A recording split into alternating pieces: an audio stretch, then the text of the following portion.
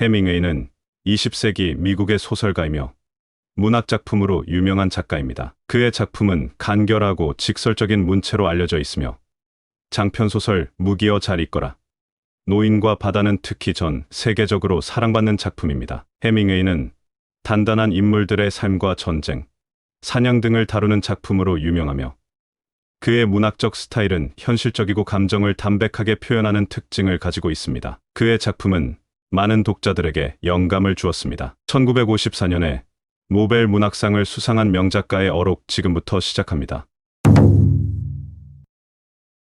글도 그렇고 인생도 그렇다. 모든 것은 수십, 수백 번 고쳐 쓰는 것이다. 인간이 죽을지는 모르지만 패배하지는 않는다. 세상은 그 어떤 사람일지언정 부러뜨릴 수 있다. 하지만 부러지고 난 뒤에 더 강해지는 사람들도 있다. 그 사람이 바로 위인이다. 실패하는 사람들의 대부분의 원인은 바로 자기 불신에 있다.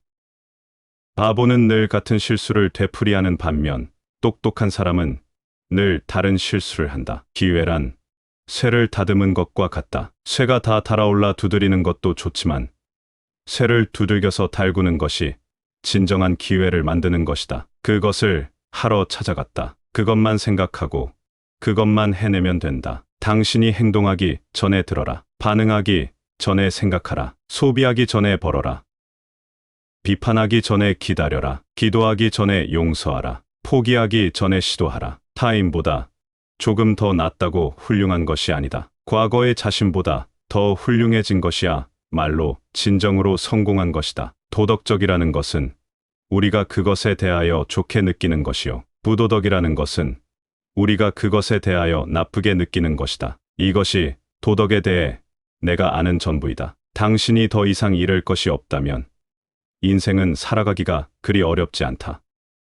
지금 없는 것에 대해 생각할 때가 아니다. 지금 있는 것으로 무엇을 할 수 있을까 생각할 때이다. 상대방을 믿어도 되는지 알아내는 가장 좋은 방법은 그들을 먼저 신뢰하는 것이다. 나에 대한 사람들의 평가는 내가 스스로 어떻게 평가하느냐에 좌우된다. 나는 이제까지 땅을 사랑해왔다. 땅은 언제나 인간보다 좋은 것이다.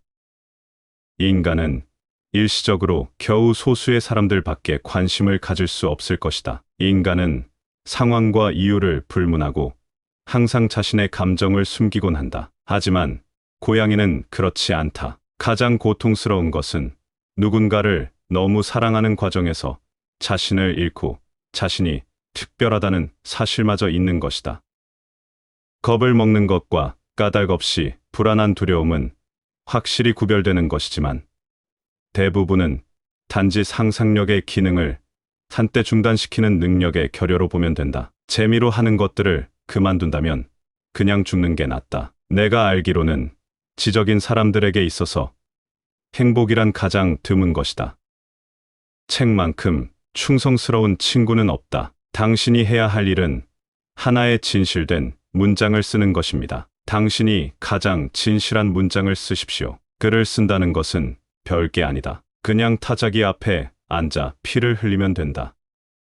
모든 초안, 초고는 쓰레기이다. 진정한 작가에게 매 작품은 성취감을 넘어 무언가를 다시 시도하는 새로운 시작이어야 합니다. 그는 언제나 자신이 이루지 못한 혹은 다른 이들이 시도했으나 실패한 무언가에 도전해야 합니다. 그러고 나면 때때로 큰 행운이 따르는 성공을 거두게 될 것입니다. 이것도 기억하라. 모든 유치한 작가들은 이야기와 연애를 하고 있다는 것을. 작가가 관찰을 멈추면 끝장난 거죠. 하지만 의식적으로 관찰할 필요도 없고 그게 어떤 쓸모가 있을지 생각할 필요도 없어요. 어쩌면 처음에는 그럴 수도 있죠. 하지만 나중에는 눈에 보이는 모든 게 알고 있고 보아온 것들이 모인 커다란 저장고로 돌아갑니다. 정의와 불의에 대한 의식이 없는 작가는 소설을 쓰기보다는 영재학교 졸업 앨범이나 편집하는 게 나을 것이다. 좋은 작가의 가장 핵심적 재능은 충격 방지 처리가 된 헛소리 감지기를 내장하는 것이다. 그게 작가의 레이더이며 모든 위대한 작가는 그걸 가지고 있었다. 내가 말하고 싶은 요점은 나는 작품을 실제로 일어났던 것처럼 보이게 쓰고 싶다는 거야. 그런데 내가 그것에 성공을 하면 그 찌르기 좋아하는 사람들은 그게 모두 다 기교 부린 보고서일 뿐이라고 말들을 하지. 나는 무기여 잘 있거라의 모든 사건을 아마 서너 개를 빼고는 단어조차도 모두 만들어낸 셈이야. 제일 좋은 부분들은 물론 다 순수 창작이지. 태양이 다시 뜬데도 95%는 물론 나의 상상이고, 만일 우리가 스스로 실수를 인정하고 그것을 은폐하려고 하지 않는다면 전체주의자가 되지 않고도 모든 전쟁을 수행할 수 있다. 군사적인 것이든 정치적인 것이든 육군의 잘못이든 회군의 잘못이든 잘못된 방식에 오랫동안 젖어 있었다고 해서 그 잘못된 방식을 되풀이하는 대신 승리자에게서 배우려고 들기만 한다면 말이다. 난 내가 죽인 사람들의 수를 상패의 수처럼 세거나 총에 칼집을 내서 표시하는 따위의 더러운 짓은 하지 않겠어. 내겐 셈을 하지 않을 권리가 있고 그들을 잊을 권리가 있다. 남이 말할 때 완전히 귀를 기울여라. 대부분의 사람들은 남의 말을 경청하지 않는다. 마음을 털어놓는데 조심하라. 오직 몇몇만이 진심으로 걱정해 줄 뿐. 나머지는 그냥 궁금해할 뿐이다. 무조건 나이가 많다고 현명한 것은 아니다. 조심성이 많아지는 것이다. 편협성이란 이상한 것이다. 편협해지려면 자신이 옳다고 확신하고 그 확신과 정당성이 무엇에도 절제되지 않아야 한다.